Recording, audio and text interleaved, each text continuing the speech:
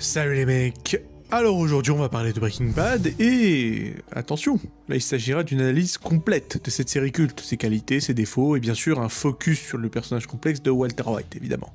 On va aussi discuter des meilleures théories sur la série, analyser en détail la relation fascinante entre Walt et Mike et même faire une petite review de Better Call Saul, hein, puisqu'on est là. Et enfin, on se plongera dans les secrets, les petits détails cachés de Breaking Bad, voilà, histoire de quand même. Donc voilà, sans plus attendre, c'est parti.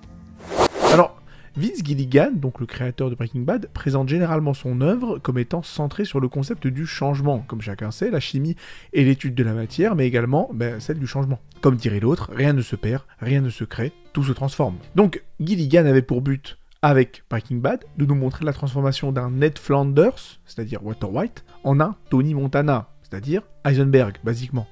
Donc, Walter White, comme je l'ai déjà dit, est un professeur de chimie, très intelligent, qui vit à Albuquerque, donc c'est-à-dire au Nouveau-Mexique. Lorsqu'on lui diagnostique un cancer du poumon en phase terminale le jour de son 50e anniversaire, eh bien Walt, forcément, commence à s'inquiéter de ce qui va arriver à sa famille, sa mort étant désormais imminente, et les traitements pour le maintenir en vie étant très coûteux. Après avoir appris que le commerce de la drogue rapportait beaucoup d'argent, eh bien Walt s'associe à un de ses anciens élèves devenu dealer, c'est-à-dire Jesse Pinkman, pour fabriquer et vendre de la méthamphétamine, aussi appelée Crystal Meth.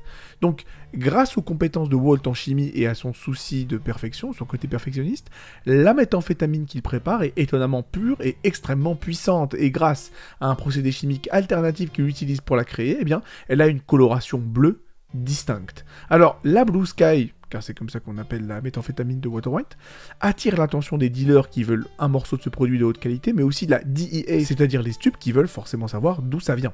Alors, Walt adoptera par la suite le surnom de Heisenberg comme alias, et alors qu'il s'immerge dans le commerce de la drogue et s'y ferait un chemin jusqu'à un niveau international, devenant ainsi un caïd de la drogue célèbre et redouté, qui laisse derrière lui une traînée d'argent, de cadavres et forcément de méthamphétamine. À partir de là, on pourrait résumer l'évolution de Walt de bon prof de chimie à mauvais baron de la drogue, ou encore de gentil époux et père à méchant criminel sans foi ni loi. Mais quand on y regarde de plus près, on remarque que Walt montre une propension à la violence dès le tout premier épisode, où par exemple on peut le voir mettre des low kicks à un bully qui se foutait de la gueule de son fils. D'ailleurs, ce personnage-là était vraiment l'archétype du bully de base, hein. Se foutre la gueule d'un handicapé, je veux dire, il y a qu'à la télé que tu vois des enfoirés pareils, mais bref.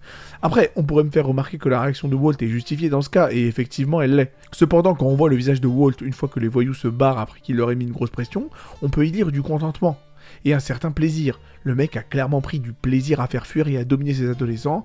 Il n'a pas seulement agi pour défendre son fils. Bon, ce plaisir est également visible sur le visage de Walt lors d'une scène très similaire, la fameuse scène du « Stay out of my territory » ou « Foutez le camp de mon territoire » pour les francophones. L'expression du visage de Walt dans ces moments-là est l'expression d'un homme qui vient de réaliser quelque chose sur lui-même et qui est étrangement content. On peut donc se demander à partir de ce moment-là si Walter White s'est vraiment transformé petit à petit en méchant, ou bien s'il a toujours été un enfoiré dès le départ. Et peut-être bien que Breaking Bad ne serait pas en fait une série qui traite du changement, mais une série qui traite de la découverte de soi-même.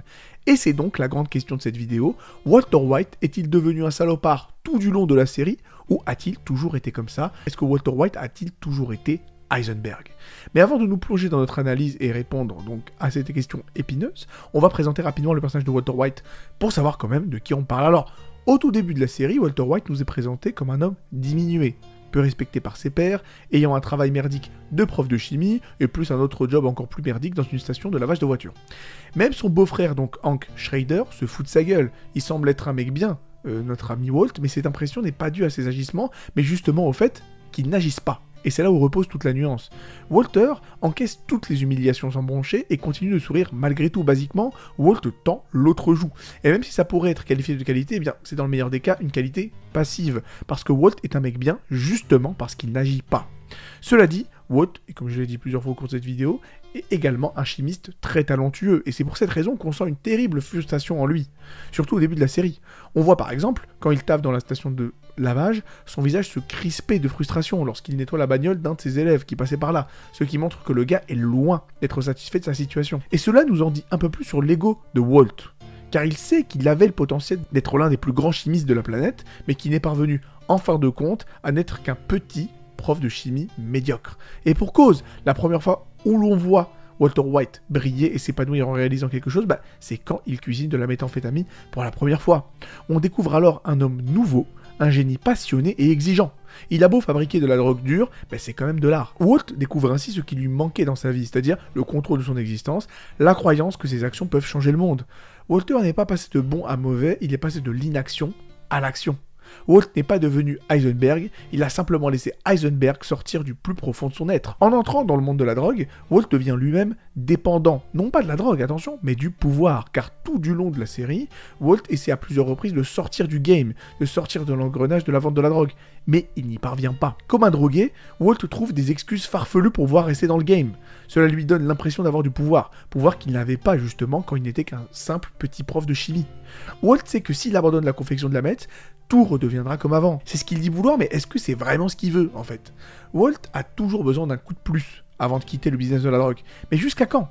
Quel est le montant de pognon suffisant pour qu'il s'arrête? D'ailleurs, c'est une question que sa femme Skyler lui posera. Eh bien, justement, le pognon n'est pas la raison pour laquelle Walter cuisine de la meth. Il cuisine de la meth tout simplement parce qu'il est le meilleur à ça. Aussi, de nombreux téléspectateurs cherchent le tournant décisif dans l'évolution de ce personnage. Le moment où Walter White cesse d'exister et où Heisenberg prend la relève. Et j'ai envie de dire d'ailleurs, c'est devenu un mème. Voilà. This is the moment where Walter White became Heisenberg. Vous voyez ça dans tous les commentaires YouTube. Voilà. Bon. Mais la vérité, c'est que Heisenberg fait partie intégrante de Walt depuis le début. À la manière du Dr Jekyll et de Mr Hyde, ou du prince de Perse et le Dark Prince dans Prince of Persia et les deux trônes, Walter White et Heisenberg sont les deux faces d'une même pièce. Au début de la série, Heisenberg nous apparaît comme une sorte de monstre sommeillant au fond de l'âme de Walt. Ainsi, Heisenberg a une personnalité assez différente de celle de Walt.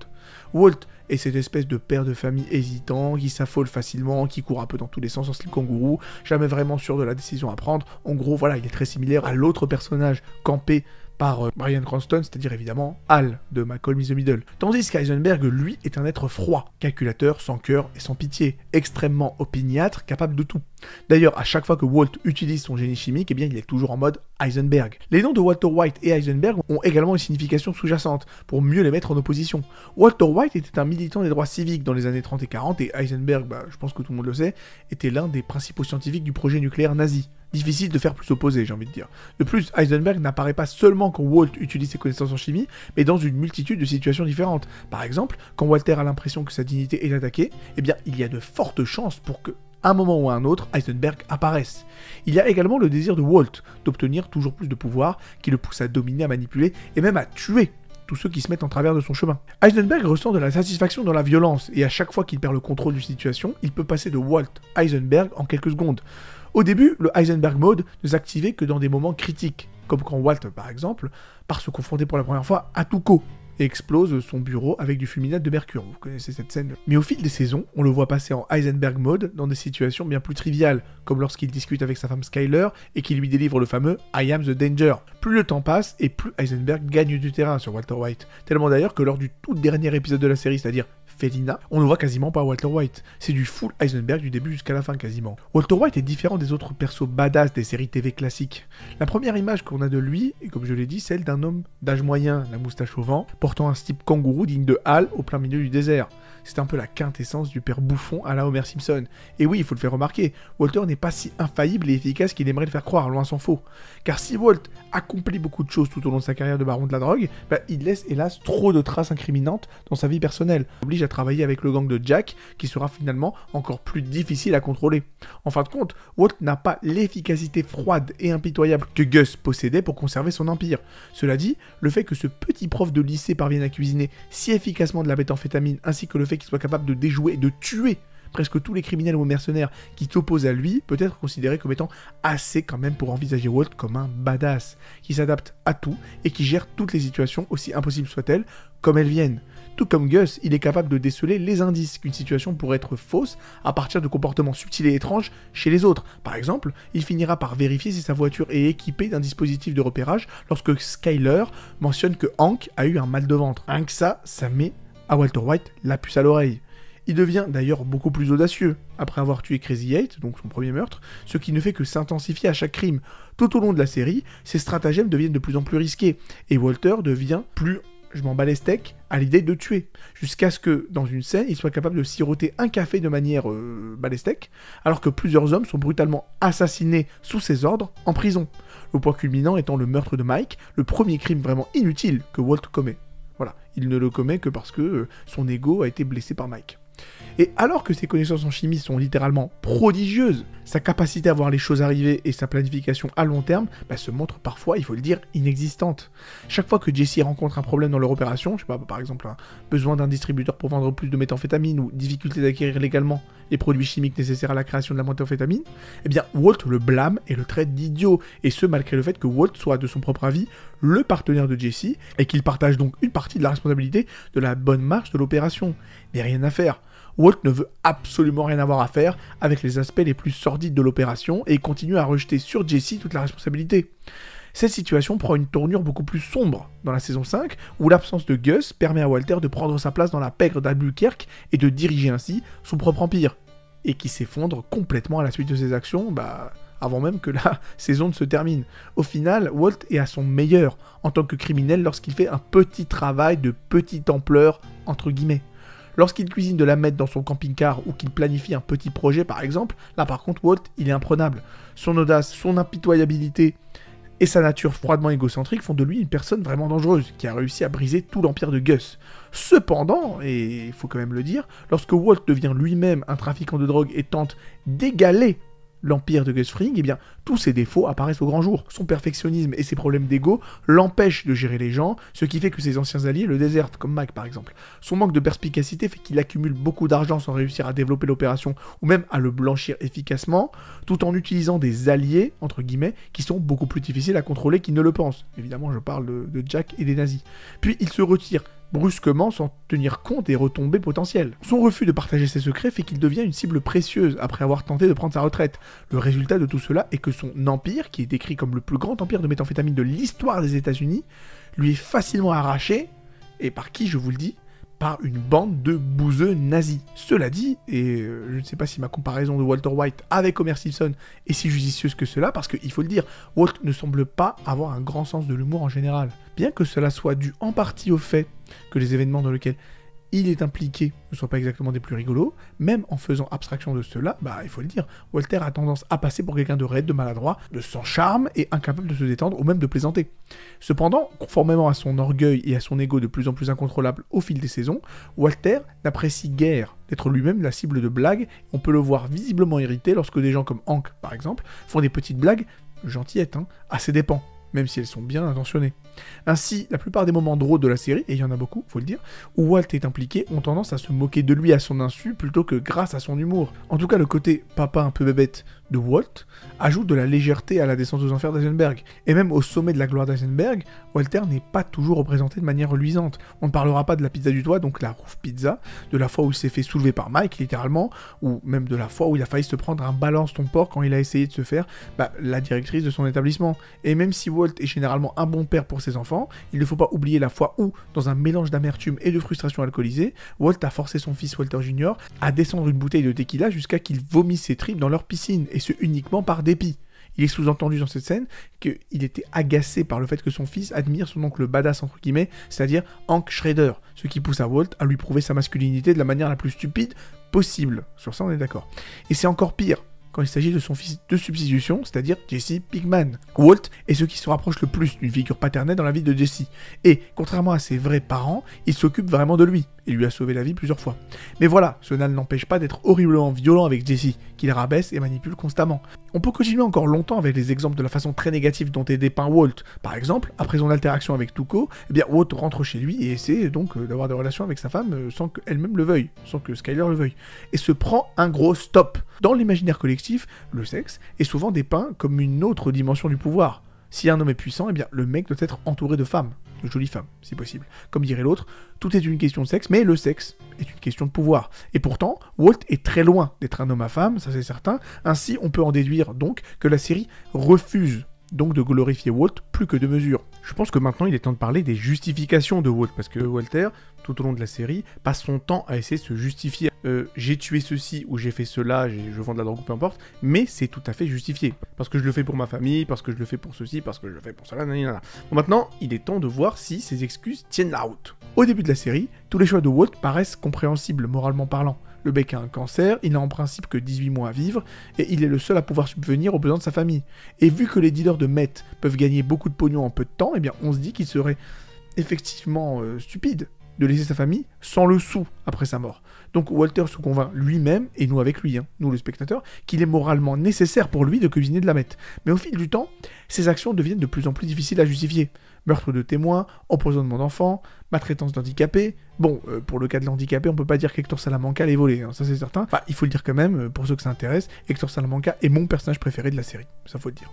Mais bref, en tout cas, Walter reste remarquablement déterminé à inventer des explications pour justifier ses actes, alors que clairement, il ne fait aucun doute à ce moment de l'intrigue que Walt n'est rien de moins qu'une ordure en puissance, et j'ai envie de dire c'est pour ça qu'on l'aime. D'ailleurs, Walter est associé à plusieurs reprises au cafard, donc à la figure de l'insecte, à la figure du cafard, allant jusqu'à même se faufiler dans des maisons sous couvert de fumigation afin de continuer à fabriquer de la méthamphétamine dans la saison 5.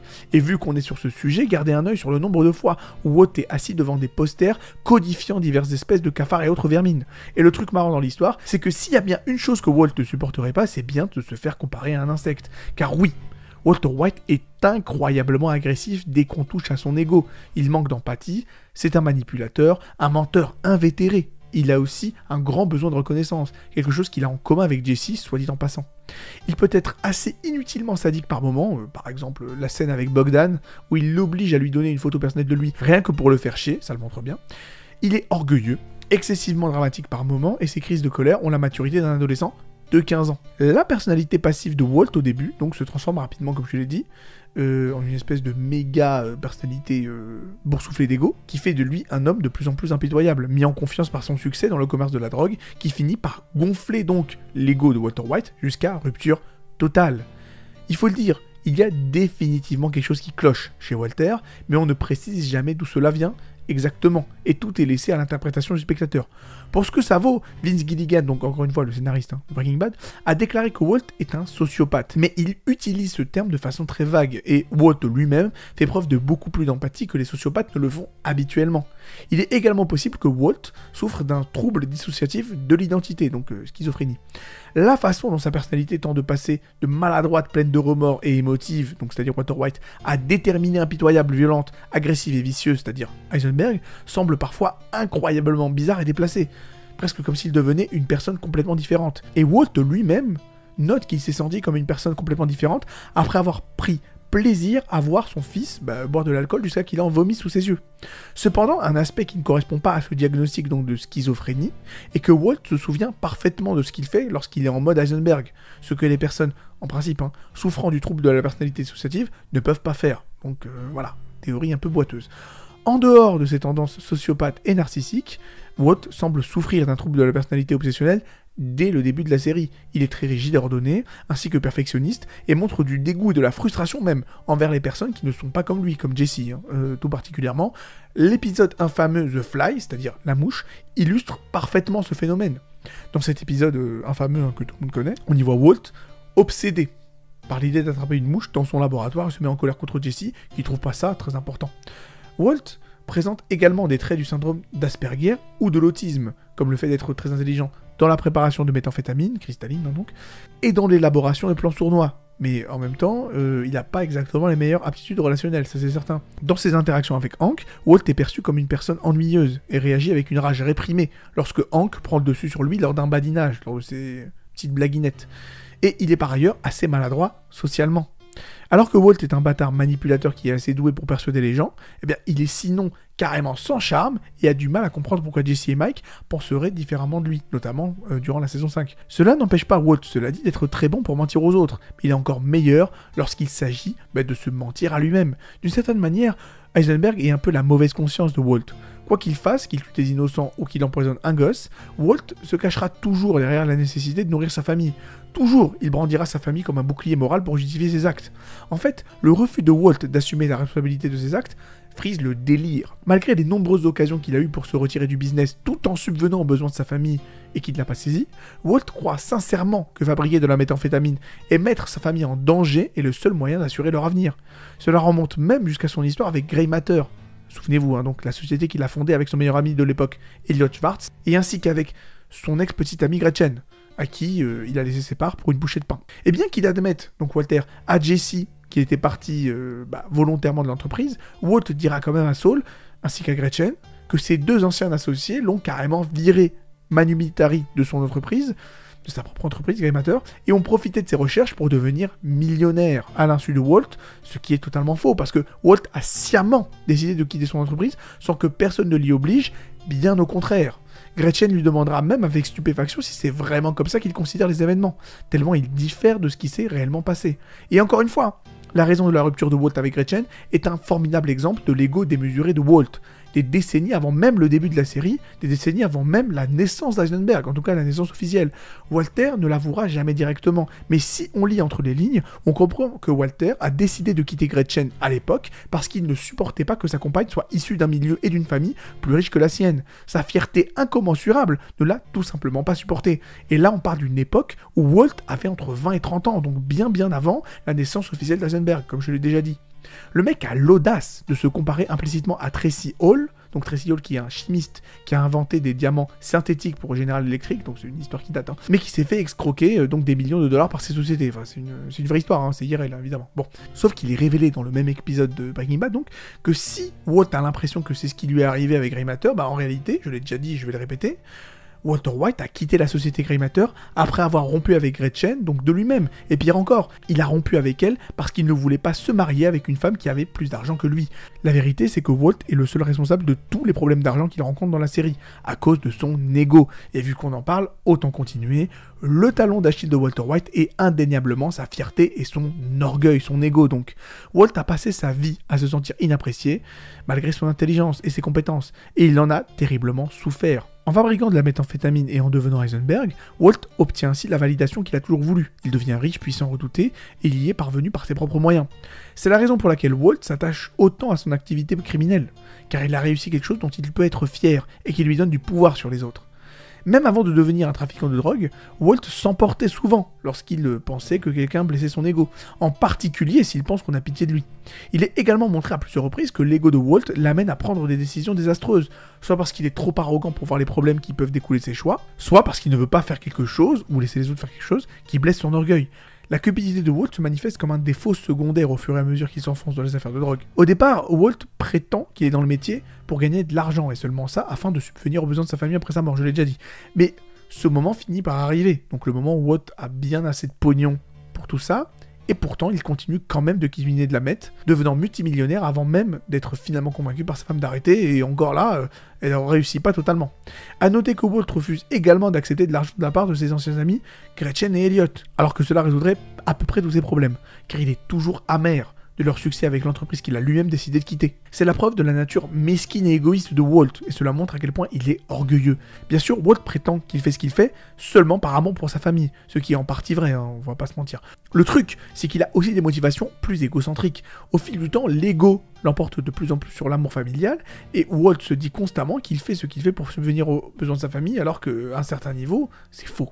Cependant, au fil de la série, il devient de plus en plus clair que sa décision de cuisiner est autant motivée par le désir de nourrir son ego que par celui d'aider sa famille. Walt ne l'avouera cependant jamais, en tout cas pas avant sa confrontation finale avec Skyler au dernier épisode, c'est-à-dire Felina, où il lui avouera finalement qu'il n'a agi comme un criminel que parce qu'il aimait ça. En plus de ça, la fierté est loin d'être l'unique défaut de Walt, car il est également jaloux et possessif envers diverses choses. Sa femme, sa formule de méthamphétamine et aussi, de façon plus subtile, envers Jessie. Par exemple, Walt deviendra fou quand Skyler lui dira qu'elle a une liaison avec Ted Benecke. Il attaque et insulte Jessie à chaque fois qu'il essaie de préparer la méthamphétamine ou d'imiter sa formule, en tout cas avant la saison 4. Enfin, il empoisonne un enfant, Brock, juste pour regagner les faveurs de Jessie auprès de Gus. Non pas comme un égal, mais toujours comme un subordonné. Et il y fait allusion en suggérant que Victor, rappelez-vous Victor, celui qui s'est pris un coup de cutter dans la gorge par Gus, a été tué pour avoir volé trop près du soleil, tel Icar. Donc, il faut le dire, Walt n'est au fond rien de plus qu'un bâtard manipulateur. En fait, il le devient de plus en plus au cours de la série. On le voit très clairement dans sa relation avec Jesse. Walt joue sur le besoin d'appréciation de Jesse plus d'une fois pour le garder à ses côtés. Et quand on y réfléchit, Walt est en fait une déconstruction de la figure de l'anti-héros. À première vue, Walt vise un objectif noble, par des moyens peu reluisants, c'est-à-dire obtenir assez d'argent pour sa famille avant de mourir. Cependant, son ego immense, son incapacité à réfléchir au-delà d'un certain point, et sa rage refoulée, sa frustration, font qu'il ne reculera devant rien pour arriver à ses objectifs. Bien vite, on voit une autre partie de Walter émerger, celle de Heisenberg évidemment. Il se montre obsessionnel, arrogant et dégradant envers tout subordonné qu'il a. Il semble bien intentionné au début, mais c'est finalement difficile de l'être, quand votre travail vous encourage à être aussi insensible que possible, et à empoisonner des enfants. Dans le monde du crime et de la drogue, on ne peut pas s'embarrasser de morale si on entend survivre, et Walt l'assimile très vite, ce concept, et j'ai envie de dire même trop vite, en fait. Comme si Walt n'était pas un anti-héros, mais bien un méchant, tout simplement un méchant, qui s'ignorait jusque-là. Au bout du compte, à la fin de la série, Walter se retrouve sans rien. Il a perdu son argent, il a perdu sa famille. Enfin voilà quoi. Son empire n'a jamais vu vraiment le jour et son cancer est de retour. Cela dit, peut-être que finalement, Walt a gagné. Parce que si on en croit les paroles de Tywin Lannister, donc évidemment, voilà, grand personnage de Game of Thrones, eh bien, l'important, c'est pas l'argent. L'important, c'est le nom que l'on laisse derrière nous. D'ailleurs, même si la vie de Walter White a été dépouillée de tout intérêt sans sa famille, la puissance de Walter White, justement, est à son paroxysme dans le dernier épisode.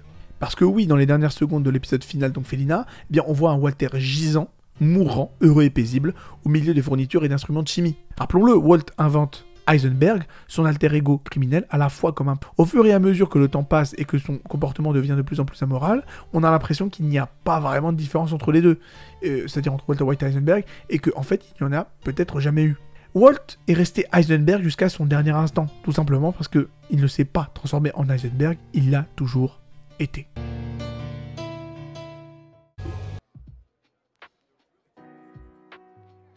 Alors on va commencer tout tranquillement donc avec notre première entrée, donc avec la déportation des travailleurs du Lavomatic. Alors encore une fois, on commence tranquillement, mais on commence aussi un peu fort, vu que là il s'agit effectivement de gens totalement innocents qui ramassent pour pas un rond. Parce qu'effectivement, dans la 4ème saison, Walt était déjà quand même bien avancé dans sa descente dans l'obscurité, et à ce stade-là, il n'était pas seulement prêt à manipuler ceux qui étaient déjà impliqués dans le trafic de drogue, il était surtout et également prêt à exploiter quiconque qu'il considère comme étant inférieur à lui. Et un jour, lorsque Walt craint de plus en plus que Gus ne cherche à semer la discorde entre lui et Jesse, eh bien il se retrouve seul pour nettoyer tout le laboratoire de méthamphétamine. Voyant cela comme une manœuvre de Gus, eh bien il se rend à la laverie et paie 3 travailleuses hispanophones afin de venir nettoyer le laboratoire à sa place, pendant que lui, il se détend tranquillement. Tranquillou bilou. Sauf que par la suite, Walt découvrira que les 3 femmes en question ont été expulsées du pays, parce que, effectivement, elles se sont fait attraper. Et bien qu'il semble être effectivement un peu contrarié par cette nouvelle, c'est quand même lui qui a choisi d'impliquer ces personnes innocentes dans les jeux de pouvoir entre lui et Gus. Donc voilà, d'une certaine manière, c'est un peu un coup de salopard. Et d'ailleurs, en parlant de salopard, eh bien, on va parler effectivement de notre deuxième entrée, la fois où, rappelez-vous, dans la 5e saison, il produit une fausse vidéo de confession, voilà, à la police, en mettant tout sur le dos de ce pauvre Hank. Et oui, comme vous le savez, et ce, dès la 2e saison, Walter avait quand même amplement prouvé, dès lors, que sa cruauté n'était pas seulement réservée aux étrangers, et qu'en réalité, il ne se gênerait pas pour torturer même son propre beau-frère, et agent de la DIA, c'est-à-dire Hank Schrader, donc effectivement, le mari de la sœur de sa femme. Attends, oula. Le mari de la femme de sa... Bref, vous m'avez compris, le mari de Marie, voilà. Je dis de la merde en fait. Pour laisser tomber. Bref, vous m'avez compris, Hank Schrader. Je m'arrête là. Bref, en tout cas, voilà, le gars il a pas de race. Dans le sens où, par exemple, il dira à Hank que Marie est à l'hôpital afin qu'il ne découvre pas l'espèce de camping-car, là, le labo de meth mobile. Vous vous rappelez, effectivement. Lorsque Hank était à 2 doigts de rentrer dans le camping-car, mais je crois que c'est notre ami Saul, Jimmy, qui fait en sorte que, voilà... sa secrétaire l'appelle afin qu'il aille à l'hôpital. Bref, peu importe. En tout cas, voilà, Walter n'avait aucune peine. Et si on fait une avance rapide jusqu'à la saison 5, c'est encore pire. Puisque notre ami Walter n'hésite pas à effectivement produire une espèce de cassette où il dit « Ouais, nanani, c'est Hank en fait, c'est Hank le méchant, c'est lui qui m'oblige à créer de la méthamphétamine. » Bref, voilà quoi. Et d'ailleurs, c'est à partir de là que les choses ne font que s'aggraver pour Hank, et ça finira effectivement par sa mort.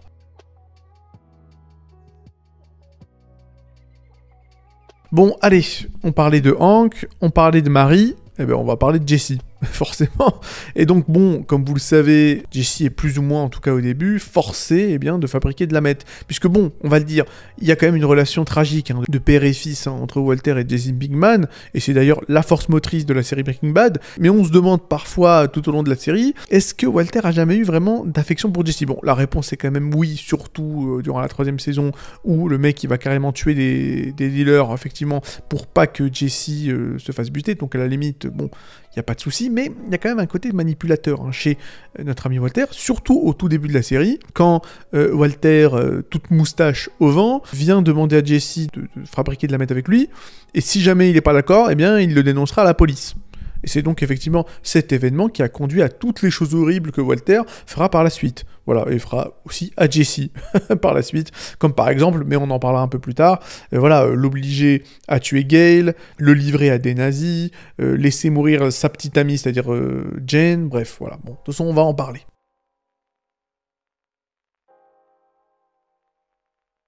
D'ailleurs, vu qu'on en parle, parlons-en.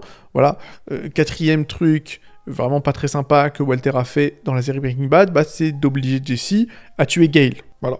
Et donc effectivement, ça rentre quand même dans une liste assez énorme des mauvais traitements de Walt contre Jesse. Parce que, si vous vous en rappelez, à la fin de la saison 3, Gus réintègre Gale au laboratoire en tant qu'assistant de Walt, afin que Gale puisse apprendre, copier la formule de la meth bleue, et une fois que ce sera fait, comme ça, Gus pourra se permettre de dégager Walt qu'il n'aime plus vraiment. Surtout depuis que Walter a tué les dealers pour sauver Jesse. Et vu que Walter avait pas du tout envie de se faire liquider par Gus, il décide, après effectivement une série d'événements assez fâcheux, de demander à Jesse d'aller tuer Gale afin d'obliger Gus à le garder, Walter, à son service, et donc de ne pas le tuer tout de suite, parce qu'il a quand même besoin de lui pour cuisiner. Sauf que derrière, Jesse ressort de l'histoire avec pas mal de PTSD. Voilà, pas mal de stress post-traumatique vu qu'il a tué un pauvre mec qui lui a rien fait.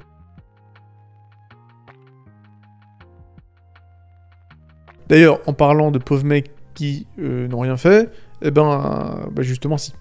Et bon, vu qu'on est là-dessus, avec Walter qui ordonne à des gens de tuer d'autres gens, justement, on va parler d'un des trucs les plus abusés de la série. La scène, il me semble, dans la saison 5, où Walter fait appel à l'aide donc des néo-nazis, là, de l'oncle Jack, je sais pas quoi, afin d'éliminer des témoins, des potentiels témoins dans une affaire au tribunal, je sais pas quoi, voilà, de tuer tous les témoins incarcérés, effectivement, dans diverses prisons. Ces 10 hommes étaient effectivement loyaux envers Mike Herman Trout, et ne représentaient en principe aucune menace pour Walt, jusqu'à qu'il décide que, finalement, mieux vaut les dégager, surtout après que Mike ait perdu la vie.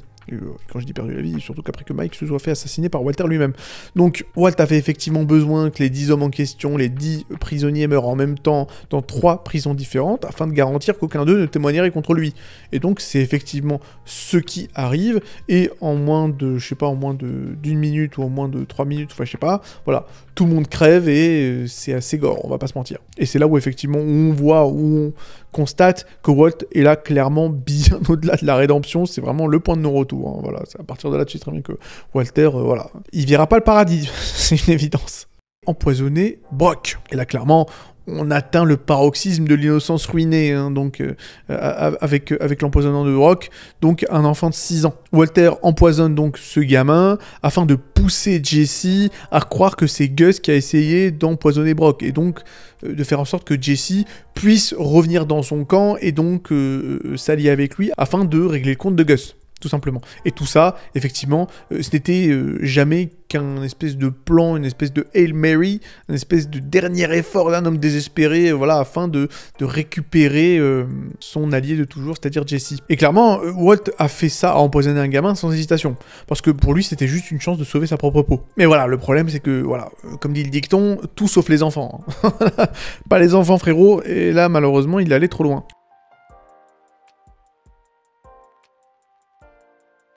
Bon, on se rapproche petit à petit du sommet de la saloperie, avec effectivement, la fameuse scène à la fin de la saison 2, où Walt regarde Jen en train d'overdoser. Voilà, et on peut dire que, effectivement, le fameux mème du « oui, this is the moment where Walt became Heisenberg », je pense que là, oui, c'est le moment où Walt est vraiment devenu Heisenberg, c'est un peu le moment où, Tu sais que le gars, il reculera devant rien pour arriver à ses fins. Donc vers la fin de la saison 2, Jane se met entre Walter et Jesse, et en plus, on va dire, a une certaine mauvaise influence sur Jesse, vu qu'elle fait de lui un espèce de méga junkie. Bon, Walter pénètre dans leur appartement, espérant confronter Jesse à ce sujet, mais bon, il trouve des seringues d'héroïne sur leur table de nuit, et Jesse et Jane sont tous les deux inconscients dans leur lit. Et c'est à ce moment où, effectivement, il voit Jane en train de vomir, il comprend qu'elle va mourir, voilà, elle va mourir étouffée dans son propre vomi, c'est assez révoltant, mais il décide de la laisser crever. Voilà, parce que, eh bien, avec Jane morte, il pourra continuer à manipuler Jesse.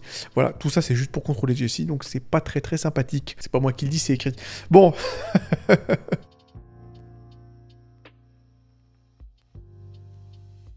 Bon, avant de passer à la chose la plus horrible qu'a jamais faite Walter, on va parler quand même de toutes les mentions honorables, hein, des trucs pas très gentils que Walter White a fait au cours de la série, mais là par contre effectivement on va y aller en mode rapide. Tranquillement, on commence la liste vraiment, voilà, on commence la liste en marchant. On va quand même parler du jour où Walter White est devenu un nazi. Parce que bon, oui, Walter White s'est effectivement allié avec un groupe de néo-nazis afin d'éliminer ses ennemis et de protéger son empire de drogue, quoi. Voilà, c'est sympa. D'ailleurs, en parlant de nazisme, il a décidé de vendre Jesse en esclavage à ces gens-là. Donc, il trahit Jesse Pinkman en le livrant à ses joyeux lurons. Voilà, qui le retiendront ensuite en captivité et le forceront à cuisiner de la méthamphétamine. Donc, c'est pas très sympathique.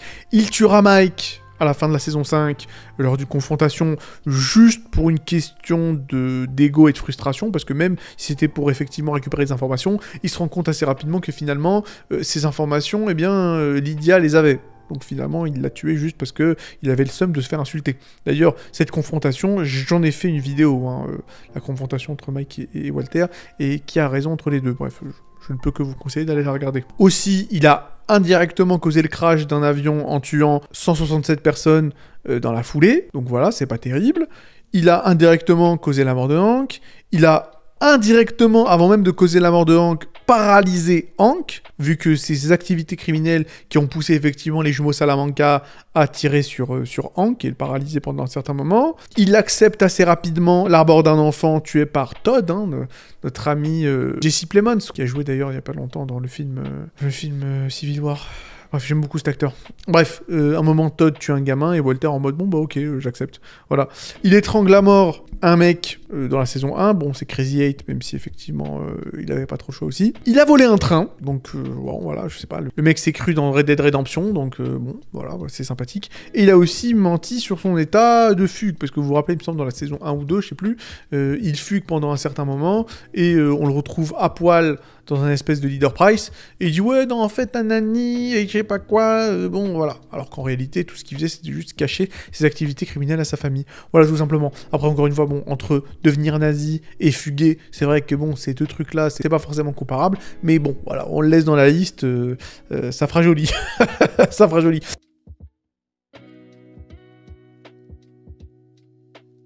Et on va terminer la vidéo avec le dernier truc, peut-être le pire truc qu'a fait Walter. Bon, c'est pas forcément le pire truc en réalité, hein, mais c'est, comment dire, l'action qui a commencé tout, bah bien évidemment, c'est le mensonge sur son traitement pour le cancer. Et oui, parce que oui, ça me paraît approprié de terminer ce top en parlant de son fameux traitement pour le cancer, qui est donc la cause de son ascension dans le crime, hein, à Walter White. Parce que l'ironie, c'est que sa raison initiale de devenir un baron de la drogue, bah c'est une justification tout du long. Dans le sens où le mec il est en mode non mais je fais ça mais c'est seulement pour sauver ma famille. À mesure que Breaking Bad continue, bah voilà, Walter nous prouve assez rapidement qu'il se ment à lui-même afin de justifier ses pulsions, son ego, sa fierté. Voilà, il ment à lui-même, il ment à Skyler, il ment à tout le monde en disant qu'effectivement bon voilà il paie pour son traitement et ensuite après qu'il ne le fait que pour sauver sa famille. Alors que bon déjà c'était pas pour son cancer, c'est pas pour sauver sa famille. C'est seulement parce qu'il avait envie de se prouver à lui-même qu'il était capable de réussir, entre guillemets. Voilà. Toutes les actions de Walt sont en réalité motivées par son ego, motivées par son désir de pouvoir, motivées par sa fierté un peu froissée, plutôt que par un véritable souci du bien-être de sa famille. Et voilà pourquoi je mettrai effectivement cette entrée en numéro 1 de la liste des pires trucs qu'a jamais fait Walter White. Voilà, tout simplement. Alors, concernant donc cette série Breaking Bad, je ne vais surprendre personne, je le suppose, en affirmant qu'il s'agit là de l'une de mes séries préférées ever. De toute façon, pour les habitués de ma chaîne, vous savez déjà que l'une des choses que j'aime le plus dans la fiction générale, c'est quand le protagoniste, c'est le méchant de l'histoire. Et comme je l'ai dit à plusieurs reprises dans moult de mes vidéos, mon trope préféré, c'est le protagonist journey to villain, c'est-à-dire le fait de dépeindre le protagoniste qui sombre peu à peu dans le mal tout au long de l'histoire. Donc il aurait été en fait difficile pour Breaking Bad de ne pas faire partie de mes séries préférées en fait. Et pour ceux qui ont vu ma vidéo précédente qui se concentrait sur l'analyse du personnage de Walter White, il est évident que Breaking Bad est une série qui a une écriture qui me parle personnellement. Les thèmes abordés au fil des épisodes sont subtilement mis en scène, assez pour me plaire en tout cas. Déjà, prenons le thème de la drogue, par exemple. Étant donné que cette série traite principalement de la production et du commerce de la méthamphétamine, on pourrait penser que cette série glorifierait le commerce de la drogue et la consommation de cette substance. Au lieu de cela, la série donne un aperçu très réaliste des deux. Que ce soit pour le commerce de la drogue, qui est montré à l'opposé du romantisme, loin de l'image Tony Montanesque de l'imaginaire collectif, la plupart du temps, on voit que le commerce de la drogue, c'est un peu ennuyeux.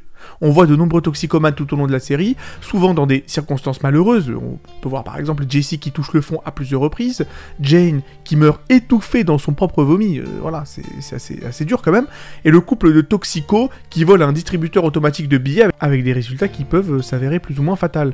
Et la série n'est cependant pas moralisatrice, se manquant même des messages d'intérêt public anti-drogue avec Hank. Au contraire, Breaking Bad présente simplement les choses telles qu'elles sont. Elle laisse les téléspectateurs porter leur propre jugement, et c'est ça qu'on aime, j'ai envie de dire. Une série qui ne nous prend pas par la main en nous expliquant ce qu'on doit ressentir ou pas, on aimerait qu'il en existe un peu plus, ça c'est certain. Autre chose que cette série fait remarquablement bien, c'est la manière dont elle met en scène les criminels. Dans de nombreuses autres séries, en particulier les séries policières, les criminels sont souvent présentés comme des méchants unidimensionnels, qui enfreignent la loi plus ou moins pour le plaisir, sans personnalité complexe. Avec un si grand nombre de ces personnages principaux et secondaires étant des criminels, Breaking Bad explore leur vie intime, leurs motivations, révélant que presque tous sont des individus avec des qualités et des défauts, des vrais humains quoi. Voilà. Cela dit, cela n'implique pas toujours de les rendre sympathiques. Je veux dire, par exemple, si on prend la bande de néo-nazis de l'oncle Jack, c'est pas forcément des guélurons, ça c'est certain. Mais je veux dire, dans certains autres cas, les criminels sont rendus un peu sympathiques par leur histoire, par leur backstory, leur personnalité. On peut prendre évidemment le cas de Gus Fring et sa croisade vengeresse contre le cartel responsable de la mort de son meilleur ami. Enfin, meilleur ami, on peut me dire même un peu plus si affinité, mais pour l'instant ce n'est que des théories. Je veux dire, pour ceux qui ont vu ma dernière vidéo encore une fois, je vous ai très brièvement dit que mon personnage préféré de la série, c'est Hector Salamanca. Et rien que tout ça, ça veut tout dire. Ce que j'aime dans le personnage d'Hector, c'est pas juste pour le même avec la cloche, voilà. C'est marrant, mais il n'y a pas que ça. Ce qui est bien chez Hector, c'est qu'il est vraiment l'archétype du gangster classique, à l'ancienne, le truand authentique comme on les fait plus. Et on le voit justement se faire constamment reléguer au second plan, que ce soit par Gus dans Better Call Saul, qui gère le business de la drogue de manière bien plus efficace et moderne que lui, ce que Don Eladio lui fera douloureusement remarquer, ou même dans Breaking Bad, où Hector en est réduit à être un simple vieillard impotent qui se fait dessus et qui n'est plus capable de communiquer que par une simple cloche. Il regarde impuissant sa famille se faire massacrer les uns après les autres, réalisant peu à peu que les Salamanca appartiennent au passé, tout comme lui. Mais, et c'est ça qui rend Hector si stylé, le mec ne lâche rien. Même cloué dans son fauteuil, Hector refuse. En commençant par la fin. Alors, commençons notre chapitre sur les plus gros défauts de Breaking Bad, avec justement le plus gros défaut en ce qui me concerne, c'est-à-dire la fin de Breaking Bad. Il faut savoir que je n'ai pas du tout aimé la fin de Breaking Bad. Je sais que je suis l'un des seuls à être de cet avis, étant donné que cette conclusion a été unanimement saluée par tout le monde, mais désolé, je trouve vraiment que c'est l'une des fins les plus paresseuses et les plus consensuelles que j'ai jamais vues de ma vie. Bon, la fin de Breaking Bad pourrait être résumée simplement au fait que Walt, alors en pleine cavale, recherché par toutes les polices des USA, décide de revenir à Albuquerque en quête de rédemption. En un épisode, il permet à ses enfants, via Gretchen et Elliot, de toucher son argent durement gagné, donne à son ex-femme Skyler des infos qu'elle pourra échanger avec la justice afin qu'il la laisse tranquille en termes juridiques, il dit au revoir à sa fille, il massacre. Continuons cela, donc en parlant cette fois des personnages que je n'ai pas aimés, en commençant par Hank Schrader, ce que vous voulez, l'agent des stupes, beau-frère de Walt. Alors déjà, il faut le dire, Dean Norris est un excellent acteur, il n'y a pas de doute là-dessus, et il campe le rôle du débonnaire, attachant et un peu beauf Hank de superbe manière. Mais mon problème déjà avec ce personnage est en fait double. Déjà premièrement, et ça va paraître superficiel, mais Dean Norris n'a pas le physique adéquat pour jouer le rôle d'un agent d'élite de la DEA. Je veux dire, Il a le physique qu'il faut pour jouer le rôle du beau-frère marrant, du beauf, hein, voilà, un peu gênant, qui fait des blagues racistes sur les latinos, tout en se dédouanant en disant que son meilleur ami est mexicain, ce qui est le cas, hein, Gomi. Mais Hank n'est pas que ça, je veux dire, on le voit déboîter un groupe de motards dans un bar à lui tout seul, et parmi eux d'ailleurs se trouvait Keith Jardine, ancien combattant UFC, je tiens à le faire remarquer. Voilà, on le voit, sa femme Marie le domine physiquement, c'est dire, je vous le dis. Rien que ça m'a sorti de la série à plus d'une reprise. Mais vas-y, allez.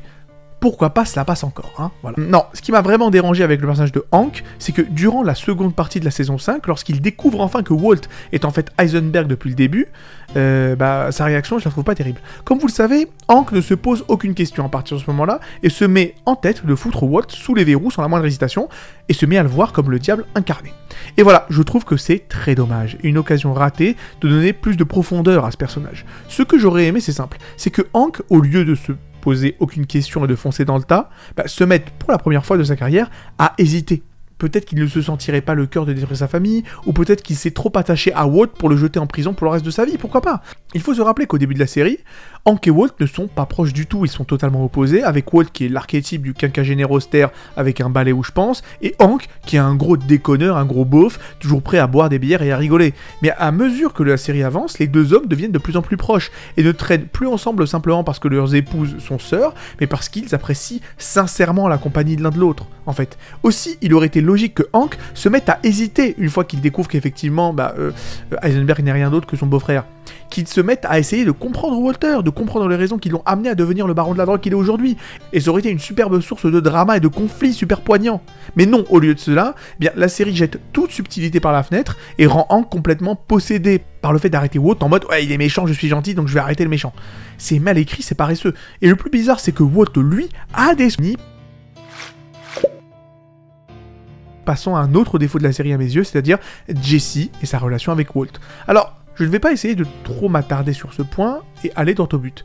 Oui, Aaron Paul, interprète de Jesse, est un très bon acteur, mais être un bon acteur ne veut pas forcément dire que ton personnage est bien écrit. Et pour cause, j'ai toujours trouvé que Jesse n'évolue pas des masses au cours de la série, et qu'il passe la plupart du temps à chialer, à se rouler en boule dans un coin en blâmant tout sur Walt, alors qu'il a également sa part de responsabilité dans toute la merde qui lui tombe dessus. Je veux dire, j'ai récemment revu l'épisode où il est sur un lit d'hôpital et dans lequel il hurle à Walt qu'il a ruiné sa vie, Walt accepte, s'en va, mais avant même que Walt ne puisse arriver chez lui, Jesse lui téléphone pour lui dire qu'il a changé d'avis et qu'il veut travailler avec lui à nouveau. Ce sont ses décisions finales, c'est sa responsabilité. Je veux dire, voici d'ailleurs une liste de quelques-unes des choses que Jesse a fait. Déjà meurtre de sang-froid, de Gale évidemment, pression exercée sur Skinny Pete et Badger, ainsi que ses petites amies pour qu'ils se droguent alors qu'ils étaient en convalescence. Il faut le dire, Jesse est incroyablement manipulateur avec ses meilleurs amis Badger et Skinny Pete, et surtout avec sa famille. Il est vindicatif, menteur, entraînant dans sa chute tous ses proches. Il n'est pas aussi mauvais que Walt, certes, mais il reste quand même une personne affreuse. Les fans de Jesse semblent penser que nous devrions passer outre tout cela parce qu'il aime les enfants et se met en colère quand il meurt. Mais en quoi le fait d'être en colère pour un meurtre d'enfant fait-il magiquement de lui une bonne personne en dépit de tout le mal qu'il a fait? Je veux dire, le fait que Jesse soit une ordure ne me dérange pas, au contraire. Moi, j'aime beaucoup ce genre de personnage. Non, ce que je n'aime pas, c'est qu'on essaie de te le vendre comme une victime de Walt et des circonstances, un pauvre petit bout de chou qui n'est responsable de rien de ce qui lui arrive. Je pense personnellement que Jesse est presque aussi mauvais que Walt, et je crois qu'il aurait dû partager le sort qui a été réservé à Walt. Et mon avis s'est encore renforcé à partir de la saison 5B, c'est-à-dire la seconde partie de la saison 5. La série donc essaie de le montrer comme une âme noble, essayant de trouver la rédemption en aidant Hank à attraper Walt. Mais moi je ne le vois que comme une baltringue pleurnicharde, ainsi qu'une petite balance qui continue à blâmer Walt pour tout ce qui lui arrive de négatif dans sa vie, parce qu'il ne veut pas prendre la responsabilité de ses propres actions. Je considère également Jesse comme un idiot incompétent, qui a besoin des gens plus intelligents que lui, donc comme Walt et Gus, pour le garder sous contrôle avant qu'il ne s'autodétruise en se droguant jusqu'à l'overdose, et ne finisse en prison à cause de son impulsivité. Parce qu'il est évident que si Jen n'était pas morte, je pense que ça aurait été réglé pour Jesse, et il serait mort d'une overdose une semaine après avoir reçu l'argent de la part de Walt. Donc voilà. En plus de ça, je trouve que la relation pseudo-père-fils entre Walter et Jesse est assez mal écrite, pour la simple et bonne raison qu'ils passent leur temps à se battre, à se disputer, à se chamailler, à se menacer de mort, et tutti quanti. Mais le truc, c'est que les moments d'affection entre les deux sont bien trop rares, ce qui fait que j'en avais globalement rien à foutre de leur relation. Ok, passons à présent au dernier défaut de la série, et pas des moindres, j'ai nommé Skyler. Alors, je vous dis tout de suite, non. Skyler n'est pas un mauvais personnage parce qu'elle est une femme, je vous rassure, je dis ça parce qu'à une époque, critiquer Skyler White était la meilleure manière de se faire traiter de misogyne. Donc non, Skyler est un personnage éclaté au sol parce qu'elle est écrite de manière inconsistante, c'est tout, voilà. Skyler est censée être une pauvre femme vertueuse, terrorisée par son criminel de mari, obligée de se salir les mains dans un business frauduleux pour protéger ses enfants. Ok. Le problème est que, tout comme Jesse, Skyler n'est en fait pas bien meilleure que Walter et les scénaristes ne semblent pas l'avoir remarqué, et ça c'est un petit problème.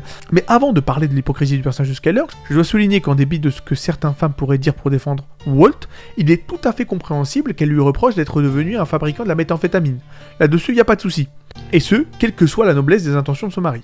Jusque-là, les griefs de Skyler sont dans l'ensemble très raisonnables. Le fait que Skyler déteste son mari, déteste Walt parce qu'il est devenu baron de la drogue, sur ça, il n'y a aucun problème. Le truc, par contre, c'est que cela ne l'empêche pas, à tout le moins, de couvrir à plusieurs reprises les actions de Walter avec la même justification que celle que Walt utilise pour les faire en premier lieu. C'est-à-dire, vous le savez, pour la famille. D'une certaine manière, elle n'est pas bien différente de lui de ce côté-là. De plus, bien qu'elle prétende être poussée à la criminalité par les actions de Walt, le fait qu'elle ait aidé à couvrir les pratiques frauduleuses de Ted Benecke est quelque chose qu'elle a fait de son propre chef, sans aucun rapport avec les activités criminelles de Walt. Elle utilise même l'argent du trafic de drogue de Walt pour couvrir le tout. Ce qui les emmerde tous lorsque Walt déclare une guerre ouverte contre Gus Fring et qu'il a besoin de cet argent afin qu'il puisse fuir.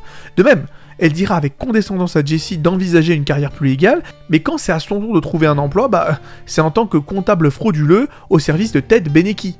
Elle ne cesse de mépriser Walt pour lui avoir caché ses secrets, mais oublie de lui parler des problèmes de Ted avec le fisc, qui pourrait facilement le conduire en prison, ou du fait qu'il utilise son argent sale pour les payer.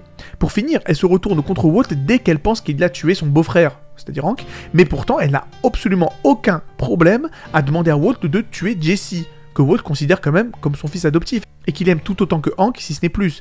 Et même avant qu'elle ne devienne la partenaire criminelle de son mari, Skyler était une femme merdique. Parlons par exemple de la mentalité de Skyler pendant l'intervention de Walt contre le cancer, et tout particulièrement lors du fameux épisode du coussin de parole, le Talking Pillow, tout le monde connaît, qui peut être facilement résumé par, entre guillemets, « Nous sommes ici pour dire ce que nous ressentons, tant que cela n'est pas en désaccord avec ce que moi, Skyler, pense que Walt devrait faire. » Bref, tout comme Jesse, ce n'est pas le fait que Skyler soit une véritable ordure qui me gêne, loin de là, mais c'est le fait qu'on essaie de te la vendre comme quelqu'un de bien par rapport à Walt, alors qu'ils sont tous les deux des détritus humains. Bon, alors, on en arrive enfin au moment où je dois vous parler de BCS, c'est-à-dire Better Call Saul. Alors, la vidéo a duré bien assez longtemps pour que je n'ai pas à tourner autour du pot. Alors, j'ai beaucoup aimé cette série spin-off. Voilà, moi c'est dit. Elle est très bien écrite comme toujours, avec un personnage très moralement discutable comme protagoniste principal, comme toujours aussi, et c'est tant mieux, vous savez à quel point j'aime beaucoup les protagonistes un peu bâtards. Voilà, c'est un plaisir de retrouver tous les persos mémorables de Breaking Bad, d'en apprendre plus sur Gus et sa rivalité létale avec les Salamanca, et Hector en particulier, de voir la descente morale de Mike. Les jumeaux Salamanca sont plus classe que jamais, on en apprend plus sur Don et Ladio, j'en passe et des meilleurs. Et même les nouveaux personnages sont excellents, comme les très complexes Chuck et Kim, et le très charmant psychopathe Lalo Salamanca, vraiment. Better Call Saul est exactement ce que cette série devrait être, c'est-à-dire un approfondissement de l'univers inoubliable de Vince Gilligan. C'est un peu son Silmarillion, d'une certaine manière. Maintenant, je ne vais pas mentir, j'ai sensiblement moins aimé BCS, donc Better Call Saul, par rapport à Breaking Bad. En partie à cause, il faut le dire, de Saul Goodman, qui n'en reste pas moins un solide protagoniste, mais pas à la mesure de Walter White, je le crains. Cela étant, ce n'est pas le seul défaut à mes yeux de Better Call Saul, et vu que je n'ai pas envie que cette vidéo dure diplôme, je vais m'en tenir aux deux défauts principaux de la série, à mes yeux bien sûr. Déjà, le premier défaut, c'est le rythme. Breaking Bad était connu pour être effectivement une série lente, mais ça s'était amélioré au cours des dernières saisons, alors que pour Better Call Saul, j'ai l'impression que c'est le contraire, c'est de plus en plus lent. On laisse la caméra tourner à la Tarkovsky, et des scènes n'ayant que trop peu d'importance s'allongent et s'allongent, la plupart des saisons sont bien trop longues pour ce qu'elles racontent, ce qui fait que le rythme n'est pas seulement lent, mais aussi déséquilibré. Car si des scènes inutiles comme Jimmy qui se rend au Polios Hermanos durent trop longtemps, on te retrouve fatalement avec des moments importants de l'intrigue qui sont expédiés par manque de temps, comme le procès final de la série, donc dans la saison 5, par exemple, alors qu'il aurait demandé bien plus de temps d'antenne, alors que le procès est réglé même pas en un épisode. Enfin bref, ça c'était le premier défaut, il n'est pas si grave. Le second défaut de la série par contre, pour moi, est gravissime, et empêche définitivement la série Better Call Saul d'atteindre le niveau de Breaking Bad. Alors voilà, pour moi la série aurait logiquement dû s'arrêter à la saison 4. Ça ne veut pas dire que j'aurais aimé qu'elle s'arrête aussitôt, non, hein. Je veux dire que logiquement, cette série aurait dû se finir à la saison 4. Voilà, je vais vous expliquer pourquoi. Ce que je vais vous dire n'est pas facile à expliquer, alors écoutez-moi bien. De la manière dont je vois les choses, l'évolution de Jimmy McGill à Saul Goodman, donc j'ai envie de dire c'est un peu le prétexte de la série, c'est le noyau de la série, voilà. Son character development se termine au moment où Jimmy décide d'exercer son métier d'avocat sous le nom de Saul Goodman, donc à la fin de la saison 4, suivant enfin les conseils de son frère défunt, d'arrêter de faire semblant d'être quelqu'un de bien et d'embrasser totalement le dark side. donc de devenir un énorme escroc en puissance en se débarrassant de tous ses anciens scrupules. Et ça, ça se passe dans le dernier épisode de la saison 4. Le problème, c'est que la série continue encore sur 2 saisons alors que l'arc de Saul est essentiellement terminé. Maintenant, la question c'est de savoir pourquoi la série continue malgré cela, et la réponse est simple. Les arcs de Mike, de Gus et de Lalo ne sont eux pas finis. Ce qui veut dire que, afin de laisser le temps à leurs arcs de continuer de se finir, les aventures de Saul sont artificiellement allongées, j'ai l'impression. Parce que franchement, l'arc avec la destruction de la réputation de Howard de la saison 4 à 6, c'est juste du filler. Je veux dire, oui, c'est sympa de voir Kim Rexler se mettre en mode Sleeping Kimmy et être sans pitié, c'est super sympa, mais clairement, le truc intéressant des 2 dernières saisons, c'est clairement la partie Gus, Mike versus Lalo. J'ai vraiment trouvé la partie de Jimmy extrêmement chiante de la saison 5 à 6, et même 4, j'ai envie de dire, car le mec a déjà terminé sa transformation en Saul. Et le pire, c'est que vu que dans le canon de Breaking Bad, Saul n'a jamais vu Gus et ne connaît pas grand chose sur lui, tu sens que les scénaristes se creusent constamment la tête pour faire en sorte que les 2 intrigues continuent d'être liées. Mais c'est tellement superficiel. Genre, quand Lalo demande à Saul et à Kim d'aller dans la baraque de Gus pour le tuer, évidemment que ça peut pas être Saul qui y va, parce que dans Breaking Bad, qui se passe des années plus tard, il ne connaît pas Gus. Et tu sens vraiment que Lalo est principalement là pour essayer tant bien que mal de lier l'intrigue Saul-Kim d'un côté à l'intrigue Gus-Mike de l'autre. Mais il est flagrant que Vince Gilligan est très embêté par les limitations que Breaking Bad a mises sur Better Call Saul. Parce que s'il n'y avait pas eu la cohérence à respecter, il est évident que Saul aurait rencontré Gus depuis longtemps. Et Saul aurait été au centre de l'intrigue des cartels, ainsi que de la confrontation entre Gus et Lalo. Je veux dire... Durant les dernières saisons, à chaque fois que je voyais Jimmy, Howard ou Kim, je me disais juste qu'il allait falloir attendre pour que la vraie intrigue puisse se reprendre. La série s'appelle Better Call Saul, certes, mais le centre de l'intrigue à partir de la saison 4, 5, 6, c'est plus du tout Saul. Et c'est d'une ironie mordante. Je ne l'ai jamais entendu nulle part, mais je vous le dis, Better Call Saul est limité à cause du canon de Breaking Bad. Bon, maintenant que je vous ai parlé du plus gros défaut de Better Call Saul, à mes yeux bien sûr, je crois qu'il serait juste de vous parler de ce que je considère comme étant la plus grande qualité de Better Call Saul. Alors je dirais que la plus grande qualité de BCS, c'est qu'il rend Breaking Bad meilleur. Et tout particulièrement le personnage de Walt. Alors, ce qui rend Better Call Saul si spectaculaire, c'est la façon dont il éclaire Breaking Bad à bien des égards. Savoir que Walt détruit en solo tout ce que c'est gangster puissant, patient, méthodique, sans foi ni loi. En fait, ils étaient préparés à tout.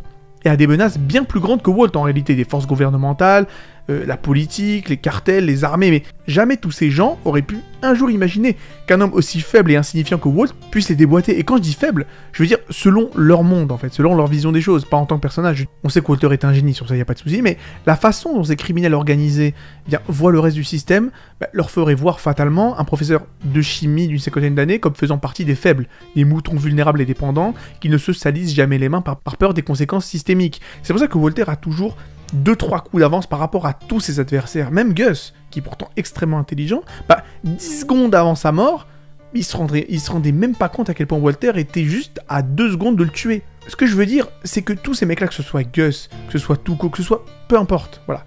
Ils n'étaient pas préparés à ce type de menace que représente Walter White, et ils sont tous morts à cause de ça. Alors, c'est la fin de cette vidéo, en espérant qu'elle vous ait plu. Bon, je voulais quand même terminer cette vidéo en parlant des vidéos que DG, donc DG de la chaîne Padawam, que je salue évidemment, j'aime beaucoup, c'est un de mes youtubeurs préférés pour dire la vérité.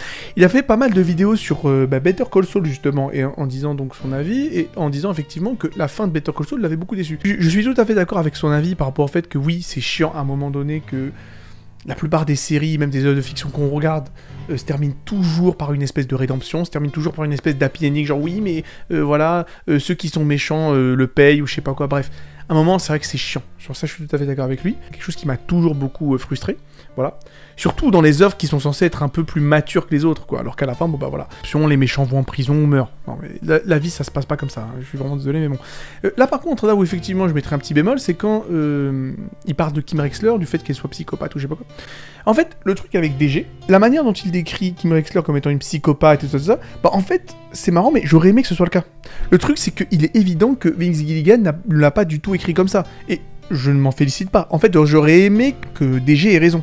J'aurais aimé que Kim Rexler soit vraiment l'espèce de psychopathe, ça aurait rendu beaucoup plus intéressant. Mais on la voit, surtout en début de saison 1, 2, 3, qu'en réalité, c'est un peu elle, ce que TV Trope qualifierait de morality chain de Jimmy. C'est quoi une morality chain? C'est un personnage qui est censé représenter la bonne conscience de Jimmy McGill, en fait. Voilà.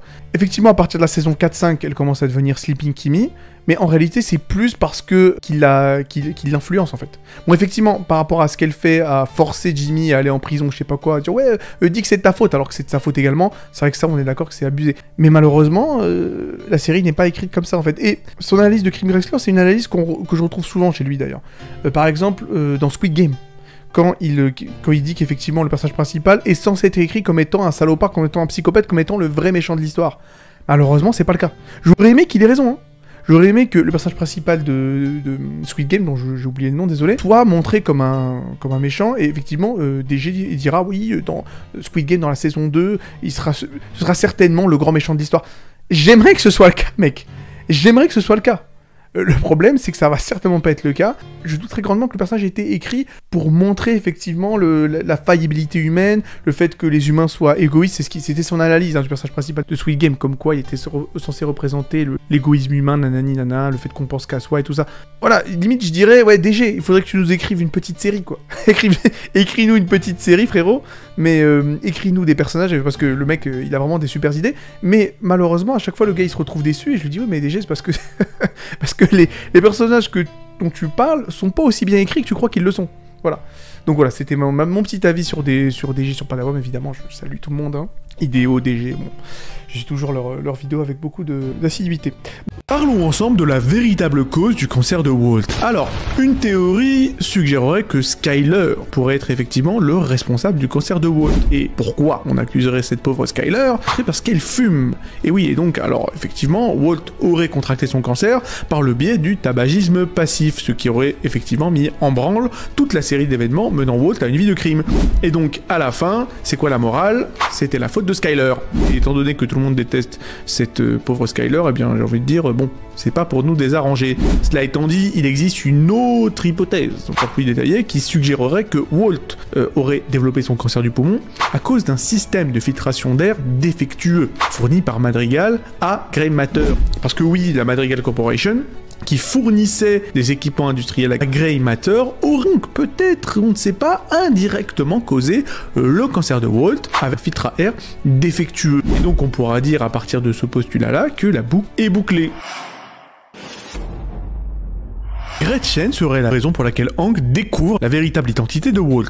Alors, Gretchen étant l'ex de Walter et avec laquelle il a effectivement une relation tumultueuse, c'est le cas de le dire. Et on se demande, bah alors pourquoi je dis ça? Ça n'a rien à voir, puisque Hank découvre que Walter est en réalité Walter White en lisant le livre que Gail Bodicker aurait filé à Walt. Parce qu'effectivement, sur la copie de ce livre, hein, qui s'appelle Live of Grass, qui est donc un recueil de poèmes, il y a écrit GB. Donc tout le monde se doute effectivement que GB, bah, ce sont les initiales de Gail Bodicker.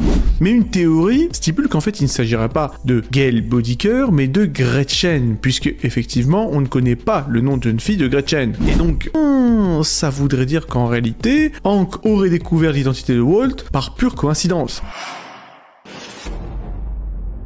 Ted Beneki serait le vrai père de Walter Jr. Alors oui, là il s'agit là effectivement de Ted Beneki, un personnage qui n'est pas particulièrement apprécié par les fans de Breaking Bad, puisque la plupart d'entre nous trouvent que son histoire, bon, ajoute un peu trop de mélodrame inutile à l'intrigue de Breaking Bad. Liaison pendant laquelle et Walt sont en conflit, et ben on se demande est-ce que cette liaison ne date pas de naguère? Oui.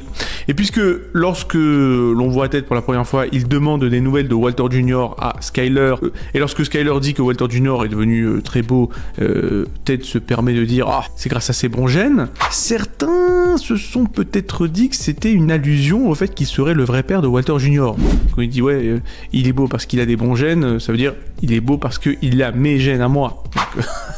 Et étant donné que Ted Beneki est un type assez orgueilleux et plein de lui-même, cette blague ne serait pas au-dessus de lui.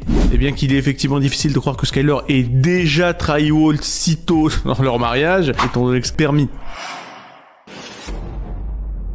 Walter White assimilerait les caractéristiques de ceux qu'il tue. Alors, j'avais effectivement déjà traité cette théorie auparavant, mais maintenant nous allons en reparler de manière un peu plus précise, puisque au début de la série Breaking Bad, Walter est un professeur de chimie calme et réservé, réticent à recourir à la moindre violence. Cependant, comme vous le savez, au fur et à mesure qu'il s'enfonce dans le monde du crime, il tue de plus en plus de gens, et les fans ont effectivement remarqué que Walt adoptait certaines caractéristiques de ses victimes après les avoir tuées. Par exemple, dans la saison 1 de Breaking Bad, lorsque Walt et Jesse sont presque arnaqués lors de leur première transaction de drogue, par Emilio et Crazy 8. Finalement, voilà, Emilio se fait tuer et Crazy 8 est blessé.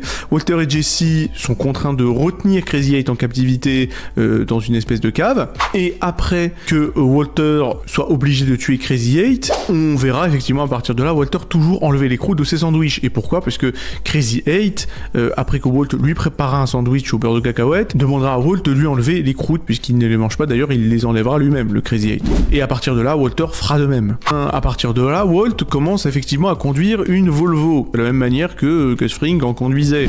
Au-delà de ça, lorsque Walter vomit dans les toilettes, il met effectivement une serviette en dessous de ses genoux, exactement comme Gus. On passe à Mike. Lorsque Mike est tué par Walt dans la saison 5, Walter commence à prendre du whisky avec des glaçons, alors qu'auparavant, Walter préférait les whiskies sans glaçons. Et qui prend son whisky avec les glaçons? C'est bien évidemment Mike Ehrmantraut. Mais en réalité, il y a d'autres caractéristiques que Walt prend. Par exemple, lorsqu'il tue les deux dealers là, avec sa voiture pour sauver Jesse, on peut dire effectivement qu'à partir de là, Walter, exactement comme les dealers qu'il tue, se mettra à utiliser des enfants pour arriver à ses fins. À partir de là, effectivement, Walter utilisera le petit Brock en l'empoisonnant afin de pousser Jesse à travailler avec lui, en lui faisant croire effectivement que c'est Gus Fring qui a empoisonné Brock. Voilà. De la même manière, on peut aussi dire que le fait que Walter se sacrifie à la toute fin de la série peut être effectivement une caractéristique qu'il a prise de Hector Salamanca, qui lui-même se sacrifiera pour venger l'honneur de la famille Salamanca en tuant et en emportant avec lui Gus Fring. Parlons ensemble de la vraie raison pour laquelle Gus déteste le cartel, et apparemment ce serait lié à Max. Alors, la vendetta de Gus Fring contre le cartel est révélée dans un épisode où l'on voit Don Eladio et Hector Salamanca tuer Max, qui était donc auparavant et jadis le partenaire de Gus Fring, le partenaire d'affaires. Bon, on voit Gus dévasté par cette perte, et à partir de là, il consacrera sa vie à se venger. Et certains pensent effectivement que Gus et Max étaient un peu plus que des partenaires d'affaires, et qu'ils étaient aussi impliqués sentimentalement, si je puis dire. Puisque effectivement, on verra rarement Gus montrer autant d'émotions que dans cette scène, suggérant qu'il a peut-être perdu un peu plus qu'un simple pote. D'autant plus que dans Better Call Saul, on voit Gus en train de flirter avec un barman dans l'un des derniers épisodes de la série. Donc bon, d'une certaine manière, est-ce que c'est encore une théorie? Je ne le crois pas. Gus Fring travaillerait avec la CIA. Alors, bon, Gustavo Fring est certainement l'antagoniste le plus intéressant de la série Breaking Bad, et son histoire se poursuit dans Better Call Saul, puisque Better Call Saul, comme vous le savez, est une préquelle, ça se passe avant Breaking Bad.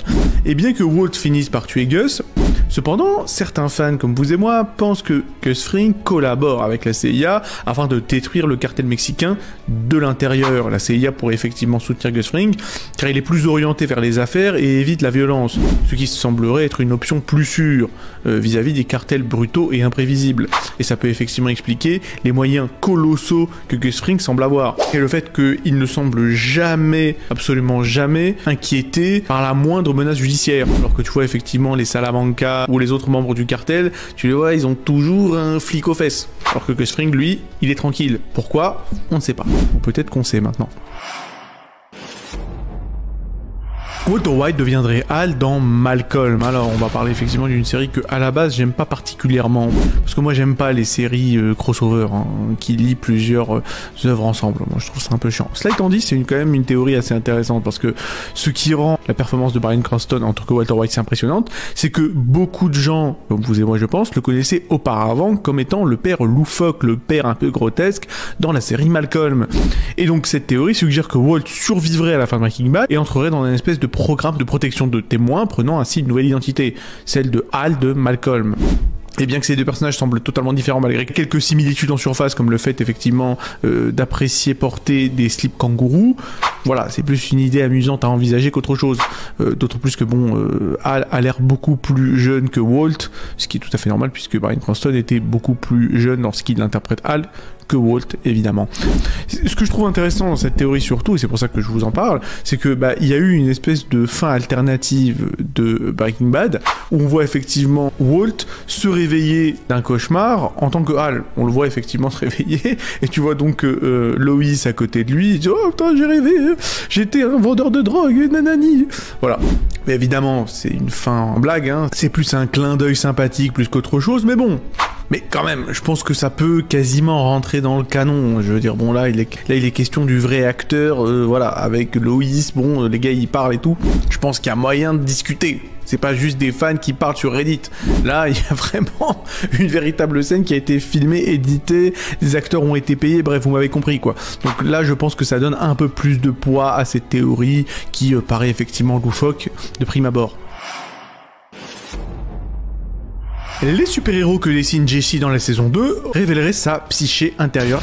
Alors, dans la saison 2 de Breaking Bad, on découvre que Jesse est un artiste à ses heures perdues. Et il dessine effectivement ses propres super-héros qu'il montre à sa petite amie de l'époque, c'est-à-dire Jane. On a effectivement une sacrée galerie de super-héros avec Backwardo, ou Rewindo, qui a donc la capacité de remonter dans le temps, en courant à reculons. On a Overman, qui flotte au-dessus du sol, et on a Kangaman, qui a un acolyte dans sa poche, évidemment comme un kangourou. Bon alors, ces personnages sont effectivement de prime abord aussi décalés que Jesse, mais ils révéleraient aussi ce qui se passe dans sa tête, puisque Backwardo représenterait la tendance de Jesse à fuir les conflits, Overman reflèterait son manque de but à Jesse, vu que bon, le gars, il passe sa vie à un peu la gâcher, en ne sachant pas où aller, effectivement, et quoi faire de son existence, tandis que Kangaman suggère sa dépendance émotionnelle, surtout vis-à-vis de Walt, puisque, effectivement, l'acolyte dans la poche de Kangaman, ce serait lui, en fait, et Kangaman serait Walter, voilà. Écoutez, pourquoi pas. Parlons ensemble de Walter White avant Heisenberg. Alors, avant de devenir le célèbre Heisenberg, Walter White n'était rien d'autre qu'un petit professeur de chimie sous-estimé, luttant contre l'insatisfaction professionnelle et les difficultés financières qui étaient les siennes. Sa vie, marquée par des rêves brisés et une reconnaissance inatteignable, offre un aperçu poignant de la désillusion, en fait. Walter était autrefois le cofondateur de Grey Matter Technologies, une entreprise devenue extrêmement prospère, multimilliardaire. Mais malheureusement pour lui, il a vendu ses parts il y a de cela bien des années pour une somme absolument dérisoire, une décision qu'il regrettera amèrement à partir de là. Ce passé explique en partie sa transition vers la fabrication de drogue, un désir désespéré de prouver sa valeur, d'exploiter son génie chimique et en réalité de laisser un héritage financier à sa famille. Mais en réalité, tout ça montre surtout que Walter White est une créature d'ego, une créature pleine de fierté. Car oui, on apprend un peu plus tard dans la série que Walter White était donc en relation avec Gretchen. Gretchen qui est donc la femme du CEO de Grey Matter Technologies, et que Walter White a décidé finalement d'abandonner Grey Matter Technologies, pas seulement parce qu'il avait besoin d'argent tout de suite, mais surtout parce qu'il ne supportait pas que sa petite amie, donc Gretchen, provienne d'une famille beaucoup plus riche que lui, en fait. C'est sa fierté qui l'a poussé à la quitter et a quitté Grey Matter Technologies. Tout simplement, il ne pouvait pas supporter d'être avec quelqu'un de plus riche et de plus successful entre guillemets que lui. Voilà. Il ne pouvait pas supporter d'être avec quelqu'un de plus riche et voilà, tout simplement. Donc finalement, Walter White est son propre pire ennemi. Parlons un peu de la transformation de Walter White en Heisenberg. Alors déjà, Walter White commence comme un professeur de chimie surqualifié et sous-payé, luttant contre un cancer et des fins de mois assez difficiles. Ces situations désespérées le poussent à un choix de vie radical, afin de sécuriser l'avenir financier de sa famille.